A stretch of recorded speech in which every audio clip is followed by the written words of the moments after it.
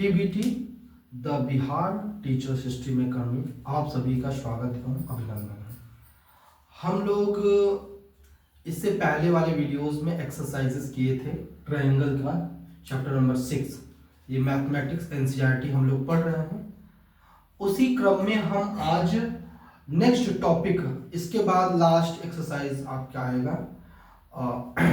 तो इस एक्सरसाइज को हम देखने से पहले ये कॉन्सेप्ट को समझना वेरी इंपॉर्टेंट, बहुत ज़्यादा ज़रूरी है। इसलिए हमें इस कॉन्सेप्ट को समझना होगा अच्छे से। और तो विदाउट डिले हम लोग टॉपिक पे आते हैं।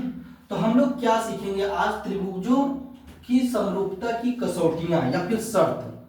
कोई भी त्रिभुज समरूप होगा, इसके लिए कुछ शर्त होती हैं। तो इसमें दो शर्तें होंगी। उनके संगत कोण बराबर हो, ठीक है, उनके संगत कोण बराबर हो। और दूसरा, उनकी संगत भुजाएं एक ही अनुपात में हो, अर्थात समानुपातिक हो। ये हम लोगों ने पिछले क्लासेस में देख चुके हैं। तो उसी को हम रिवाइज करेंगे और आगे हम कुछ इंपॉर्टेंट बातों को ध्यान से समझेंगे। और इसके जस्ट आफ्टर हम लोग इसके कुछ प्रमेय हैं, कुछ थियरम्स हैं, उसको देखेंगे और फिर हम एक्सरसाइजेस पे आएंगे। जब हम थियरम्स अच्छे से समझ पाएंगे, कॉन्सेप्ट अच्छे से समझ पाएंगे, तभी हम उस थियरम और उस कॉन्सेप्ट को का एप्लीकेशन कर पाएंगे क्वेश्चंस में। तो प्लीज उसको ध्यान से देखना है। और हम लोग आते हैं क्वेश्चन टॉपिक पे। त्रिभुजों की समरूपता के लिए कसौटियां, इनके लिए क्या शर्त है? तो दो त्रिभुज, यहाँ पे देखिए मैंने कुछ पॉइंट्स लिखे हुए हैं। दो त्रिभुज समरूप होते हैं यदि उनके संगत कोण बराबर हो। संगत कोण मतलब क्या होगा कि ये कोण ए, ये जो कोण ए है, ये कोण डी के बराबर हो जाए, कोण बी कोण ई के बराबर हो जाए, और कोण सी और कोण एफ के बराबर हो जाए। तो वही चीज यहाँ पे लिखा भी है, हमने लिखा भी है कि यदि त्रिभुज ए बी सी, ये त्रिभुज है ए बी सी, और त्रिभुज डी ई एफ में अगर angle A equal to angle D, मतलब कोण ए बराबर कोण डी और कोण बी बराबर कोण ई और कोण सी बराबर कोण एफ, ठीक है, तो ये हो जाए। पहला चीज तो ये होना चाहिए, पहला शर्त। दूसरा शर्त क्या है कि उनकी संगत भुजाएं, मीन्स कि ए बी डी के समानुपातिक, बी सी ई एफ के समानुपातिक और ए सी डी एफ के समानुपातिक हो। तो यहां पे लिखी है उनके संगत भुजाएं एक ही अनुपात में अर्थात समानुपातिक हों।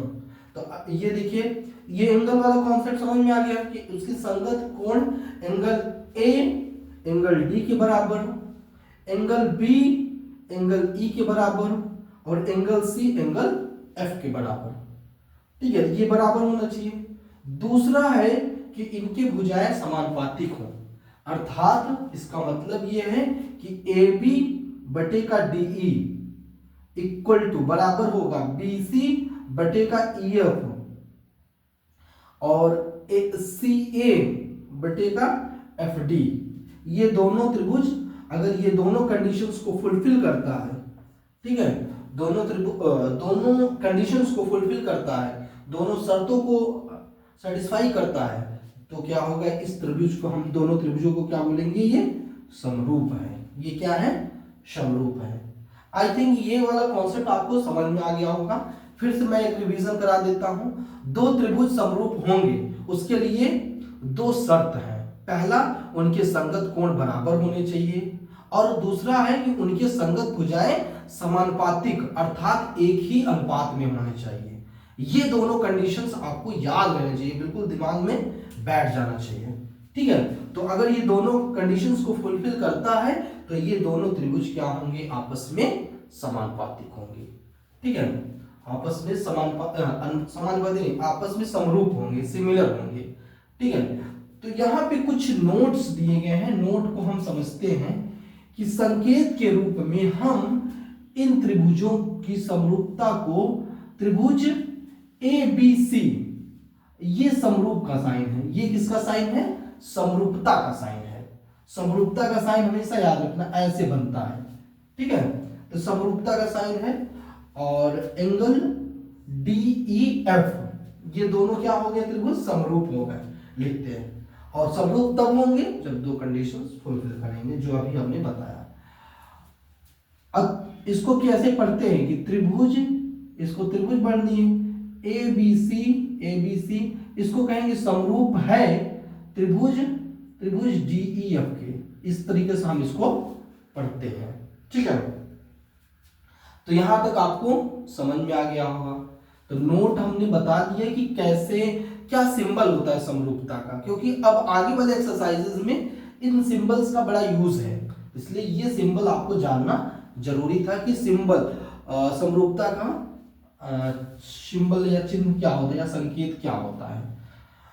अब हमारा एक और पॉइंट आता है जो क्लास 9th में आपने पढ़ा होगा। क्लास 9th में आपने सर्वांग समता के बारे में पढ़ा था। तो सर्वांग समता के लिए ये चिन्ह का इस्तेमाल करते हैं कि एक बराबर के ऊपर समरूपता लगा देते हैं, तो ये सर्वांगसम हो जाता है, ठीक है। तो यहाँ पे लिखा है सर्वांगसम के लिए इस तरीके का संकेत का प्रयोग करते हैं।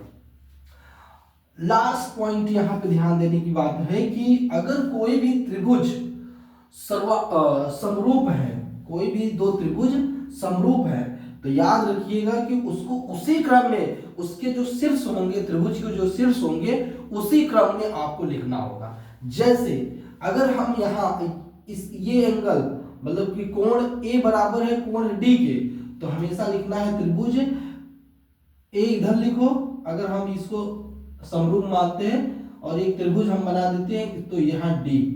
अब B बराबर है E के, तो यहाँ B लिखो और यहाँ E लिखो, और यहाँ पे C बराबर है F के, तो यहाँ पे C लिखेंगे और यहाँ पे F लिखेंगे। तो त्रिभुज ABC समरूप है त्रिभुज DEF के। इस तरीके से लिखना पड़ेगा, मतलब कि इसके शीर्ष के क्रम भी आपका उसी क्रम में होना चाहिए, दोनों के शीर्ष, ठीक है। तो याद रखना है। तो यही चीज यहाँ पे हमने लिख के बताया है कि त्रिभुजों की समरूपता को भी सांकेतिक रूप में व्यक्त करने के लिए उनके शीर्षों की संगतताओं के सही क्रम में लिखा जाना चाहिए। जैसे कि त्रिभुज ABC है, तो क्या आप त्रिभुज A को E के बराबर कह सकते हैं? नहीं, तो ये तरीका गलत है। इसी तरीके से ABC यहाँ पे समरूप है त्रिभुज FED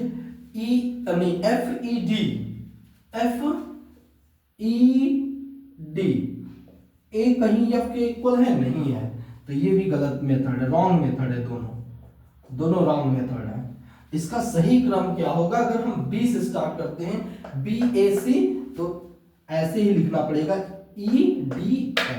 EDF, ये आपका सही तरीका है लिखने का। तो जिस क्रम में उसके शीर्ष हो उसी क्रम में आपको दूसरा भी त्रिभुज का शीर्ष लिखना पड़ेगा, क्योंकि जो एंगल बराबर है उसी की संगत एंगल्स आपको समरूपता में भी शो करना पड़ेगा, दिखाना पड़ेगा, ठीक है। तो आई थिंक ये बात आपको समझ में आ गई होगी और ये कॉन्सेप्ट भी आपको समझ में आ गया होगा। तो प्लीज इसको नोट डाउन करिए और हम आएंगे नेक्स्ट टॉपिक पे।